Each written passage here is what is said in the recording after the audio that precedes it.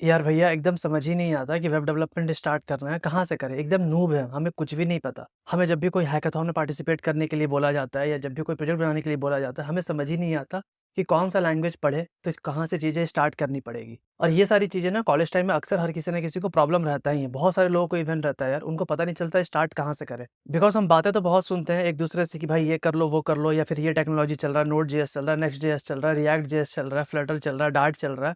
लेकिन करें तो करें कहाँ से? बस स्टार्ट करते हैं तो एचटीएमएल से स्टार्ट कर पाते हैं, उसके बाद समझ ही नहीं आता कि क्या करना है, क्या नहीं करना है। तो आज की वीडियो में हम लोग पूरा बैठ के रोड मैप देखेंगे कि कैसे अपन ज़ीरो से स्टार्ट कर सकते हैं और अच्छा वेब डेवलपर बन सकते हैं। देखो, ये वीडियोज़ उन सभी लोगों के लिए जो फिर बीसीए कर रहे हैं या बीएससी कर रहे हैं या फिर जिनको टेक्नोलॉजी में इंटरेस्ट आ रहा है, उनको लगता है कि मुझे वेब डेवलपमेंट के फील्ड में कुछ करना है या आईटी सेक्टर के फील्ड में कुछ करना है। आप प्लीज़ इस वीडियो को पूरा देख सकते हैं। इस पूरे रोड मैप को फॉलो कर सकते हैं।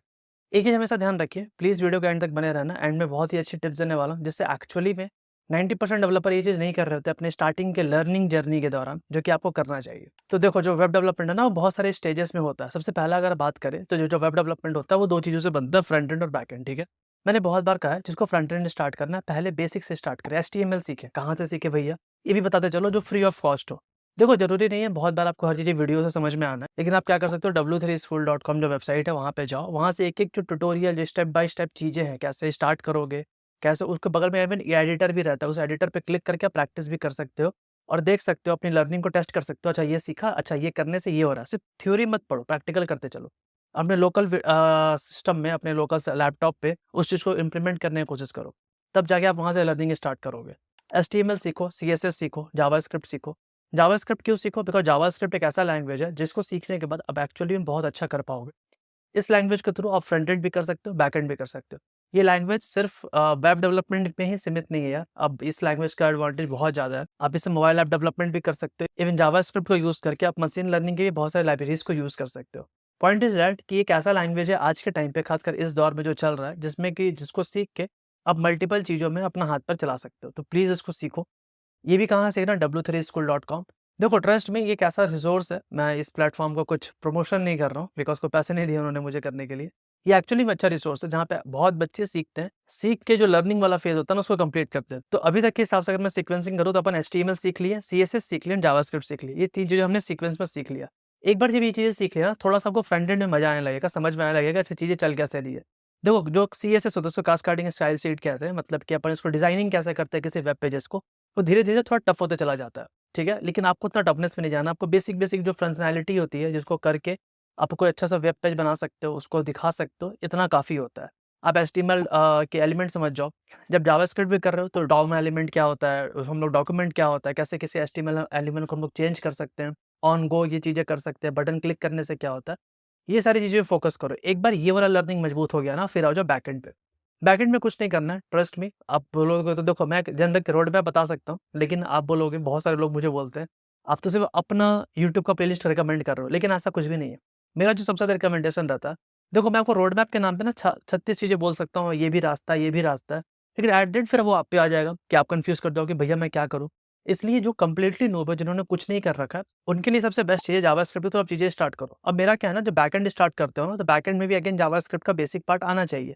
फिर आप किसी फ्रेमवर्क को पिक करते हो सो दैट उसके ऊपर आप बैकएंड का सिस्टम बना सको। बैकएंड का सिस्टम क्या होता है भाई? सिंपल है। अगर मैं आपको फ्लिपकार्ट की एग्ज़ाम्पल दूँ, फ्लिपकार्ट की वेबसाइट में जो चीज़ें आपको दिखती है, चाहे वो आपको च्यवनप्राश का डिब्बा दिख रहा है, शूज़ दिख रहा है, चम्मच दिख रहा है, रेफ्रिजरेटर दिख रहा है, टीवी दिख रहा है, वो जो भी चीज़ें आपको दिख रही है वो फ्रंट एंड का हिस्सा है। जैसे ही आपने उस फ्रिज को या टीवी को क्लिक किया, वो उसके डिटेल पेज पे खुल गया। जैसे आपने बाय नाउ पे क्लिक किया, वो आपको चेकआउट पेज पे ले गया, या जैसे ही आपने पेमेंट किया, वो आपको पेमेंट पेज पे ले गया। पॉइंट इज़ दैट ये जो सारा बैक ऑफ द सीन चल रहा है, बटन क्लिक करने पे क्या हो रहा है, ये पूरा बैकएंड का हिस्सा होता है। बैकएंड आप मल्टीपल चीज़ों से कर सकते हो, बहुत सारे लैंग्वेज, बहुत सारे तरीके। मैंने जावास्क्रिप्ट पिक किया, राइट? अगर आप जावास्क्रिप्ट करते हो तो उसको पिक करके आप नोड.जेएस नामक फ्रेमवर्क को इस्तेमाल करके पूरा का पूरा बैकएंड बना सकते हो। अगर कोई बंदा पाइथन से स्टार्ट करता है, उसको लगता है नहीं मुझे पाइथन करना चाहिए, तो वो जैंगो फ्रेमवर्क यूज़ कर सकता है। अगर कोई बंदा जावा बैकग्राउंड से है, तो वो जावा स्प्रिंग बूट यूज़ कर सकता है। तो देयर आर मल्टीपल लैंग्वेज के हिसाब से मल्टीपल फ्रेमवर्क्स हमारे पास अवेलेबल होते हैं। पॉइंट इज़ दैट कि मैंने जावास्क्रिप्ट पिक किया, तब पर नोड.जेएस पे आते हैं, ठीक है? अब देखो, बैकएंड को लोग थोड़ा टफ करते हैं, टफ समझते हैं, क्योंकि उनमें बहुत सारी चीज़ें आती है, एपीआईज़ होता है, डेटाबेस होता है, देन हमें फ्रंट एंड को कॉल करना पड़ता है, बहुत सारे इंटीग्रेशंस का ध्यान रखना पड़ता है, बहुत सारी चीज़ें। अपन क्या करते हैं, मैंने पूरा का पूरा एक प्लेलिस्ट बना रखा है नोड.जेएस का। मेरा सबसे ज़्यादा हार्डली रिकमेंडेशन रहेगा ये चीज़ से कि प्लीज़ बिना कुछ सोचे-समझे अगर आपको लगता है आपको सच में स्टार्ट करना है और आपको कुछ भी नहीं आता, मैंने पूरा बेसिक से स्टार्ट किया। बशर्ते मैं मान के चल रहा हूँ प्रोग्रामिंग आपने कभी लाइफ़ में किया होगा, ऐसा नहीं कि प्रोग्रामिंग का पी भी नहीं आता। कोई ना कोई बेसिक लैंग्वेज सीख रखा होगा, बस डेवलपमेंट नहीं आता। ट्रस्ट मी, आप 10 से 15 दिन दो इस प्लेलिस्ट को, कंप्लीट करो इसको। एट द एंड आप बहुत ज़्यादा कॉन्फिडेंट फ़ील करोगे हर चीज़ों पे। डेटाबेस भी इवन मैंने मोंगोडीबी भी कवर किया है इसमें, कि नोएसक्यूएल डेटाबेस क्या होता है, डेटाबेस में डेटा स्टोर कैसे हो रहा है, हम लोग डेटाबेस में ऑपरेशंस कैसे कर रहे हैं। एट द एंड मैंने होस्टिंग भी सिखाई है। आप चाहे नेटलीफाई ले लो, वर्सल ले लो, आप इन सारे प्लेटफ़ॉर्म पे अपने वेबसाइट को होस्ट भी कर सकते हो। उस एपीआई को पिक भी कर सकते हो। Authentication, authorization, cookies, session, each and everything मैंने कवर किया है। क्या ये फ्री है? बिल्कुल फ्री है। इसको सीखने के लिए क्या-क्या आना चाहिए? कुछ भी नहीं आना चाहिए। मैं जावास्क्रिप्ट भी मैंने स्टार्टिंग में पढ़ा रखा है कि जावास्क्रिप्ट में कैसे अपन फंक्शन कॉल करते हैं, चीज़ें क्या होती है, एवरीथिंग। देखो, मेरा हमेशा से मानना रहा है, अगर आप मेरी वीडियोज़ देख रहे हो तो आपको थोड़ा बेनिफिट तो हो। बेनिफिट इस चीज़ में होगा, लेकिन आपको करना पड़ेगा। आप एक बार ये सारी चीज़ें कर लोगे ना, आप एट द एंड आप खुद बोलोगे। देखो, पूरा प्रोसेस में अगर आप फ्रंट एंड भी इंक्लूड करो, बैक एंड भी इंक्लूड करो, पूरा प्रोसेस में 1 से डेढ़ से 2 महीने का समय लग सकता है। लेकिन अगर आपको लगता है फ्रंट एंड वाला पार्ट ठीक है भैया, मैं बैक एंड से स्टार्ट कर सकता हूँ, 15 से 20 दिन लगेगा मैक्सिमम, पूरा आप बैक एंड खत्म कर सकते हो।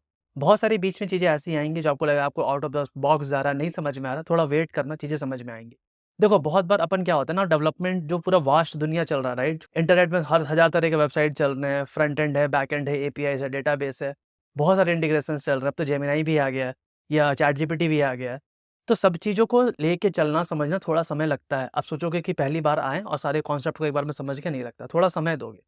एट द एंड मैं कहूँगा, ये पूरा का पूरा रोड मैप के थ्रू आपने पूरा का पूरा फ्रंट एंड भी कवर किया, बैक एंड भी कवर किया। इसको सीखना स्टेप बाय स्टेप आसान है, बहुत ज़्यादा टफ नहीं है। लेकिन ये आपके ऊपर है कि आप रिसोर्सेज़ को कितना अच्छे से यूटिलाइज़ करते हो। ट्रस्ट मी, अगर आपने अच्छे से किया, आप बहुत जल्द बहुत कॉन्फिडेंट फ़ील करोगे। प्रॉब्लम क्या है हमारे साथ? हमारे पास रिसोर्सेज़ इतने ज़्यादा हैं, हर तरह के रिसोर्सेज़ इतने ज़्यादा हैं कि हम कन्फ्यूज़ कर जाते हैं। बहुत बार क्या होता है कि हमने किसी रिसोर्सेज़ के थ्रू स्टार्ट तो किया, लेकिन बीच में समझ आना बंद हो गया और ऐसा समझ में आना बंद हो जाता है कि आगे कुछ पढ़ने का मन ही नहीं करता। लेकिन ये चीज़ मैं आपको गारंटी दे सकता हूँ, ऐसा मेरे साथ नहीं होगा। या फिर आप w3school.com वेबसाइट के थ्रू भी एचटीएमएल, सीएसएस, जावास्क्रिप्ट करोगे, आपको वहाँ पे भी ये प्रॉब्लम नहीं आएगा। लेकिन थोड़ा आपको स्टिक रहना पड़ेगा प्रोसेस के थ्रू। रोज़ 4 से 5 से 8 घंटा दो। मुझे लगता है कि अगर आप फ्री बैठे हुए हो, अगर लगता है कि आप कर सकते हो, 5 घंटा इज़ एनफ, रोज़ का 4 से 5 घंटा भी दोगे, trust me, down the line चीज़ें बहुत अच्छी हो जाएगी। बोनस टिप जो सबसे ज़्यादा मैं कहता हूँ हमेशा आपके लिए, प्लीज़ नोट्स बनाते चलो। आजकल साथ प्रॉब्लम क्या है ना, हम लोग अपने आप को शक्तिमान समझते हैं। हम लोग सोचते हैं कि हमने चीज़ें पढ़ ली, हमें याद हो जाएगा। कभी नहीं होता ऐसा। आपको नोट्स बनाने चलना पड़ेगा। आज भी मैं बता रहा हूँ, आज भी मैं जब कोई भी चीज़ पढ़ता हूँ, मैं प्रॉपर नोट्स बना के चलता हूँ। वो नोट्स मेरे लिए खुद के लिए रहता है, मेरे अंडरस्टैंडिंग के लिए रहता है। हो सकता है मुझे बहुत बेसिक सी चीज़ बहुत अच्छा लगता हो, तो मैं वो चीज़ लिखता हूँ। हो सकता है वो बेसिक सी चीज़ बहुत लोगों को तुच्छ लगता हो कि यार क्या ही ये पॉइंट है, कुछ भी नहीं। अपनी-अपनी चीज़ है। नोट्स अपने लिए बनाया जाता है और उस नोट्स को डे 1 से रिवाइज़ किया जाता है। भले ही आप डे 30 पे हो या 35 पे हो, लेकिन 36th दिन जब आप उस नोट्स को पढ़ोगे, तब डे 1 से पढ़ोगे। ये की कॉन्सेप्ट है यहाँ पे। चलो, मैं यहाँ पे छोटा-सा टेस्ट ले लेता हूँ। आप खुद बताना अपने मन से कि भैया मैंने नोट्स बनाता हूँ और मैं जब भी नोट्स रिवाइज़ करता हूँ कोई भी चीज़ पढ़ने के लिए, डे 1 से पढ़ता हूँ। आपको खुद दिख जाएगा कि 10 में से 2 ही या 3 बच्चे होंगे जो ये करते होंगे। मुझे इसकी भी उम्मीद थोड़ी कम है और वो कमेंट सेक्शन में पता चल जाएगा। सब चीज़ का लिंक डिस्क्रिप्शन बॉक्स में आपको मिल जाएगा। सारे वेबसाइट्स का सारा लिंक, सारे रिसोर्सेज़, एवरीथिंग। वीडियो सच में अच्छा लगा तो प्लीज़ वीडियो को लाइक करना है। चैनल पे नए आए हो सब्सक्राइब करो। इस तरह के बहुत अच्छे-अच्छे वीडियोज़ आपको मिलेंगे। तो प्लीज़ मुझे फॉलो करो लिंक्डइन पे, अभी तक फॉलो नहीं किया है तो। दादा कि आपका कोई स्पेसिफिक डाउट है तो कमेंट सेक्शन में बताना, मैं डेफिनिटली उसे वीडियो बनाने की कोशिश करूँगा। तो थैंक्स अ लॉट, मिलते हैं नेक्स्ट में, तब तक के लिए बाय, सायोनारा।